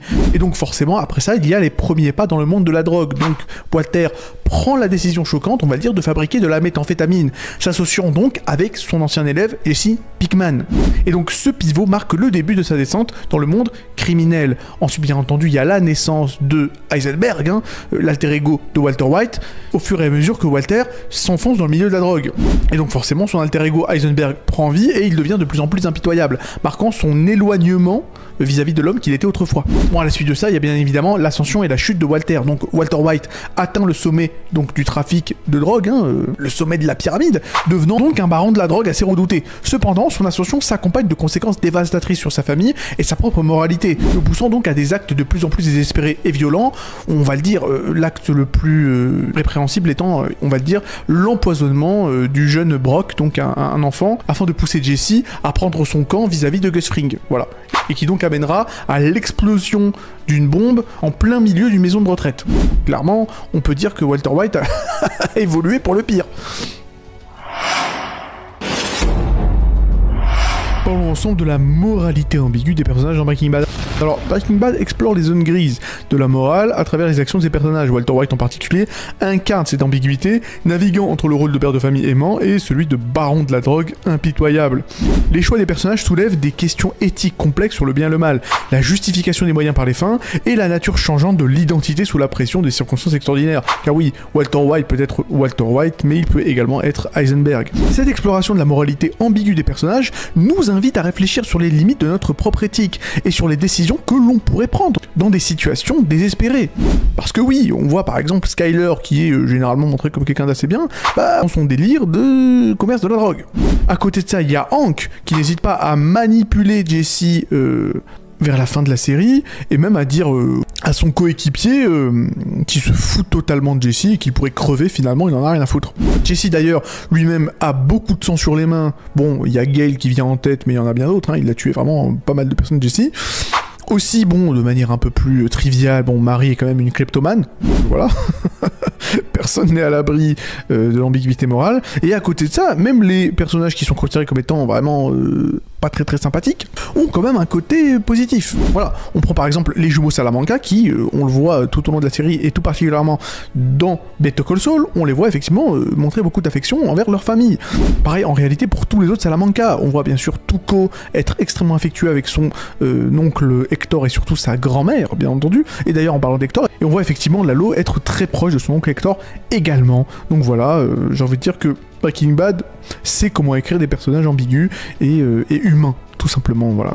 C'est assez rare de voir des personnages caricaturaux dans Breaking Bad et dans Better Call Saul. Voilà, merci Vince Gilligan, tout simplement. Parlons ensemble de l'ascension de Gus Fring dans l'univers de Breaking Bad et Better Call Saul. Alors, Gustavo Fring, avec son allure calme et son extérieur d'homme d'affaires tout à fait standard, cache un passé extrêmement sombre et une ascension complexe dans le monde de la drogue. Parti de modestes débuts au Chili, voilà, Fring a méticuleusement construit son empire et marquant ainsi son territoire dans le paysage criminel de Breaking Bad. Son entreprise, Los Polios Hermanos, sert de façade légitime à ses opérations de trafic de drogue, démontrant sa capacité à opérer sous le radar des autorités. L'ascension de Fring est le résultat d'une combinaison de calculs stratégiques, d'une brutalité froide et d'un engagement absolument sans précédent envers la qualité et l'efficacité de son produit, établissant ainsi de nouvelles normes dans le commerce illégal de la drogue. On voit notamment Hector Salamanca être un peu embêté de voir effectivement que sa manière de faire est en réalité totalement dépassée par la façon très professionnelle dont Gus Fring a de faire ses affaires. Voilà. Donc ça lui foutra bien le seum, mais je veux dire, voilà, ça montre à quel point Gus, qui est parti de rien du tout des favelas du Chili, est assez rapidement devenu le big boss du drug game, j'ai envie de dire. Voilà, tout simplement. Parlons ensemble de la recette secrète de meth de Walter White. Alors, la recette de la méthamphétamine bleue de Walter White est au cœur de Breaking Bad, ça c'est une évidence, symbolisant le génie chimique de Walter, ainsi que sa chute dans le monde criminel. Ce qui distingue cette recette, c'est sa pureté presque mythique, et bien évidemment sa couleur bleue signature, résultat d'un procédé de synthèse perfectionné utilisant de la méthylamine. Le secret en question pourrait résider dans le soin méticuleux apporter à la méthodologie de cuisson, une attention particulière à la chimie organique, ou peut-être même dans l'utilisation innovante de certains catalyseurs. En tout cas, cette pureté exceptionnelle et cette couleur unique ne sont pas seulement des atouts commerciaux, elles sont devenues une marque de fabrique d'Eisenberg, plaçant Walter à un niveau jamais atteint par ses concurrents dans le monde de la drogue. Concurrents qui d'ailleurs useront de colorants alimentaires pour teinter leurs produits en bleu, mais sans succès. Fun fact d'ailleurs, la meth bleue que l'on voit dans la série n'est rien d'autre que du sucre. Et oui. D'ailleurs, apparemment, les acteurs arrêtaient pas d'en bouffer sur le plateau. Voilà. Donc c'était assez marrant, sûrement. Parlons ensemble des conséquences de la méthamphétamine dans le monde de Breaking Bad. Alors, l'impact de la méthamphétamine bleue sur les personnages et la société dans Breaking Bad est profonde et assez multiforme, parce que les personnages de Jesse Pinkman à Skyler White sont irrévocablement transformés par leur implication dans le commerce de la drogue, confrontés à des dilemmes moraux, à la violence et même à la perte des gens qu'ils aiment, hein, tout simplement. La drogue elle-même devient un personnage, catalysant le conflit, la destruction et parfois même la rédemption. Voilà, en ce qui concerne Jesse par exemple.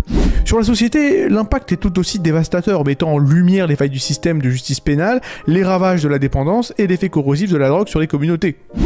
Au Au-delà des individus directement impliqués, l'empreinte de la méthamphétamine bleue s'étend à travers toute la trame sociale, exacerbant les inégalités, révélant les fragilités des institutions censées protéger et servir. Les forces de l'ordre de la DEA aux policiers locaux sont constamment défiées par l'ingéniosité et la brutalité des cartels de la drogue, ce qui soulève des questions sur l'efficacité et les méthodes de la guerre contre la drogue. Les communautés déjà fragilisées par la pauvreté et le désespoir voient leurs problèmes amplifiés par l'arrivée de cette drogue hautement addictive, entraînant ainsi une spirale de déclin économique et social.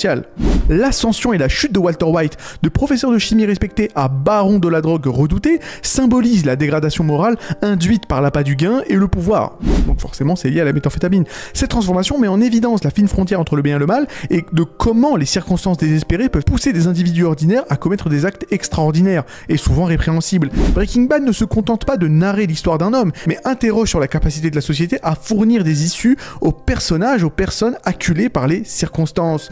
Parallèlement, la série explore la capacité de rédemption et de changement, offrant des moments de clarté et de prise de conscience qui suggèrent un potentiel de guérison individuelle et collective. Malgré les dommages causés, des personnages tels que Jesse Pinkman cherchent des chemins vers la rédemption, suggérant que même dans les profondeurs de la désolation, il reste une lueur d'espoir pour le renouveau.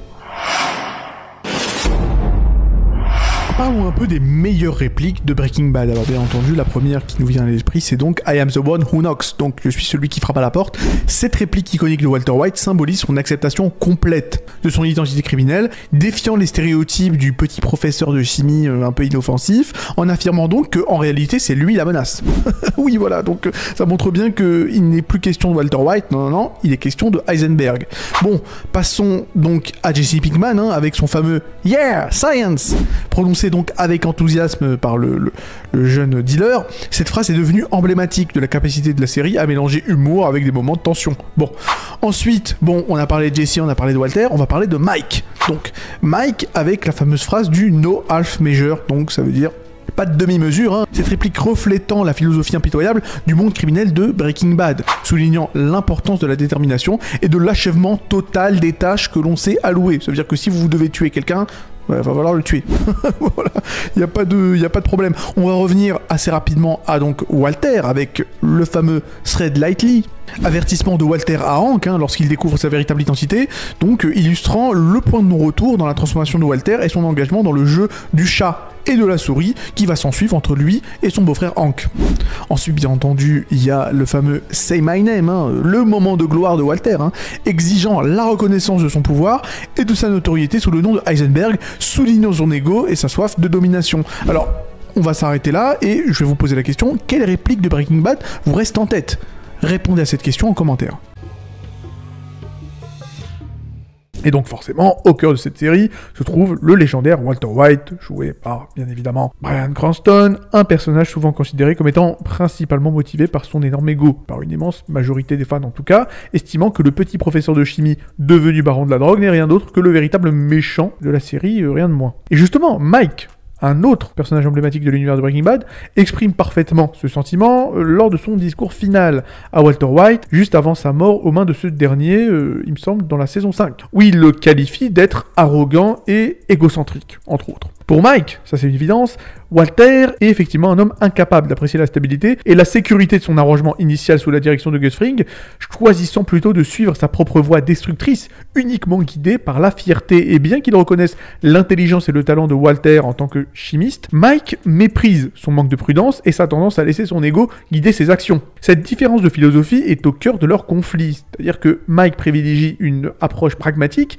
et discrète du monde criminel, alors que Walter est souvent, en tout cas à ce qu'on dit, à skip, selon les rumeurs, il est souvent guidé par le désir de prouver sa supériorité et de contrôler les situations, afin de compenser le fait qu'il considère effectivement qu'il a raté sa vie en tant que professeur de chimie alors qu'il aurait pu être millionnaire avec Grey Matter. Bref, peu importe. Donc en gros, Mike estime que le conflit entre Gus et Walter n'est seulement dû qu'à l'incapacité de Walter à baisser la tête. Effectivement arrêter de faire le mec, et donc forcément ses actions impulsives et son ego démesuré ont non seulement ruiné leur entreprise criminelle, mais ont également mis en danger la vie de nombreux individus, donc de leur entreprise. Mike voit en Walter une tragédie, un homme brillant qui aurait pu maintenir une opération vraiment lucrative, mais qui a choisi une voie plus destructrice à cause de son orgueil, et la majorité des fans de la série partagent d'ailleurs cet avis. Donc c'est bon, allez, on arrête la vidéo là, on remballe l'orchestre et on se voit la semaine prochaine. C'est peut-être un peu plus compliqué.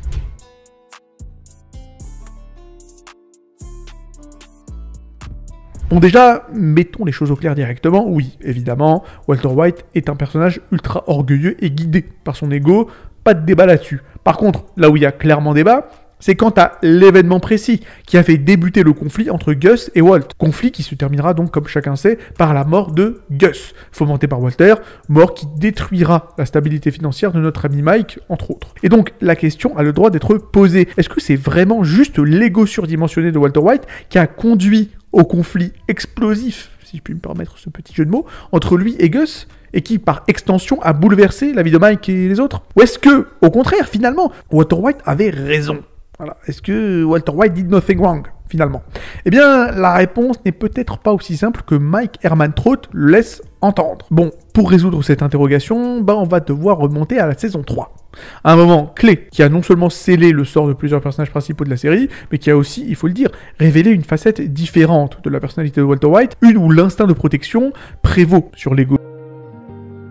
Parce que dans l'épisode 12 de la saison 3 de Breaking Bad, Walter se retrouve face à un dilemme moral déchirant, un choix cornélien s'il en est, impliquant Jesse, son partenaire et ancien élève. Jesse, donc animé par une soif inextinguible de vengeance, risque sa vie face à des criminels impitoyables, et ce pour une raison simple. Laissez-moi vous l'expliquer. Le jeune homme découvre que ce sont ces types qui font travailler des enfants, donc à vendre de la drogue, dont le frère d'Andrea, qu'ils utilisent comme tueurs. Donc forcément Jesse devient fou de rage et tente de tuer les deux responsables avec un hamburger empoisonné, par l'intermédiaire de son ancienne connaissance toxicomane. Mais l'opération échoue avec l'intervention de Mike, et ce pour la simple bonne raison que ces types sont également sous les ordres de Gus Fring, de la même manière que Jesse et Walter sont aussi sous ses ordres. Et donc une réunion d'urgence est alors organisée entre les deux parties, avec Walt et Gus en arbitre. Et donc forcément, ils conviennent tous alors de ne pas s'affronter, à condition bien évidemment que les enfants ne soient plus utilisés afin de deal de drogue. Jesse cependant persiste à vouloir rendre justice, mais Walt refuse de s'impliquer devant les risques encourus, ne voulant pas s'attirer les foudres de son employeur Gus Fring. Et quelques temps après, malheureusement, le jeune frère d'Andrea est donc assassin de Combo, Combo qui est celui effectivement qui travaillait pour Jesse et qui s'est fait tuer par les enfants de ces mecs-là. Et bien le petit frère d'Andrea donc se fait tuer par balle. Alors forcément, Jesse pète un câble, il comprend que cela vient du cartel, il est choqué, il est désemparé, et il se saisit d'une arme, bien évidemment, et part tuer, en tout cas essayer de tuer les deux hommes qui sont responsables de cette merde. Donc Walt, très intelligent comme toujours, comprend assez rapidement qui est le jeune homme assassiné et fonce retrouver Jesse afin de l'empêcher de commettre l'irréparable. Et voyant que Jesse est déterminé et qu'il risque de se faire tuer, de se faire abattre, eh bien Walter décide de lui-même tuer les deux dealers en leur fonçant dessus avec sa voiture, puis en abattant le survivant en mode ultra badass. Et c'est donc Walter, dans un acte de pure impulsion protectrice, qui choisit de sauver Jesse, une décision qui donc déclenchera une série d'événements irréversibles.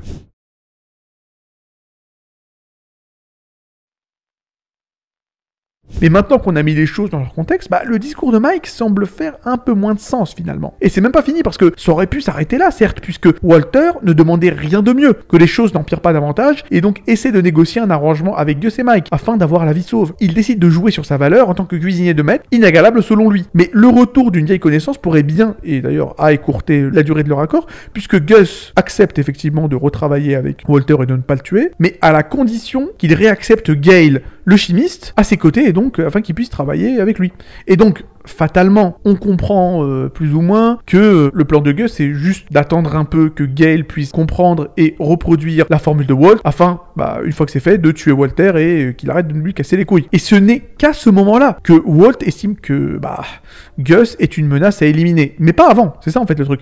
Revoyez les épisodes, les mecs, parce que Walter ne demandait rien de mieux à ce moment-là que de continuer à taffer tranquillement pour Gus et à faire du pognon sans faire de vagues. C'est les agissements inconsidérés de Jesse qui ont forcé Walter à s'opposer frontalement à Gus. C'est un fait indiscutable, les gars. Walter avait donc raison et Mike avait tort. Désolé pour lui. Parce qu'effectivement, quand il dit que Walter a un putain d'ego, qui surcompense, qu'il a envie de se prouver, c'est vrai, y a pas de souci. Mais son ego surdimensionné n'a rien à voir avec le fait qu'il ait tué Gus, en fait. Au contraire. Au contraire. Et c'est parce qu'il voulait protéger Jesse que forcément les choses ont commencé à s'aggraver, à s'envenimer, et à la fin il avait plus le choix, il devait tuer Gus en fait.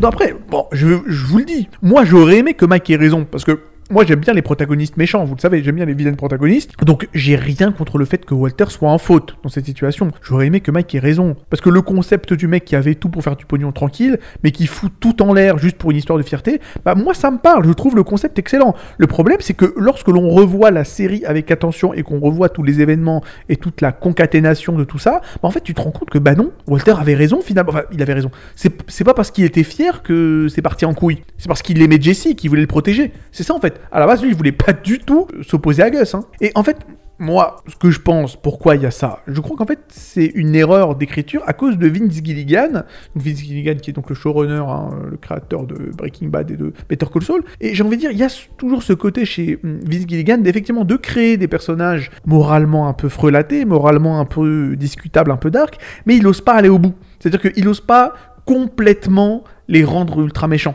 Tu vois. Et c'est pour ça qu'il y a toujours cette espèce de pirouette un peu de rédemption. Pareil, que ce soit dans Breaking Bad que dans Better Call Saul, à la fin, il y a toujours la rédemption, quoi.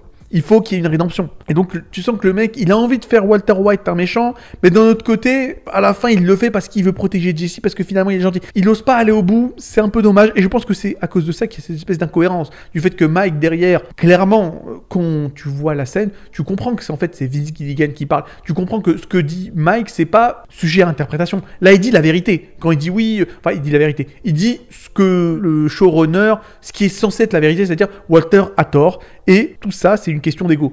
Mais finalement, bah non, en fait. Donc moi, je pense qu'en fait, c'est juste une histoire de ouais, on n'ose pas faire de lui un méchant. C'est ça, en fait, le problème. Je pense que c'est ça.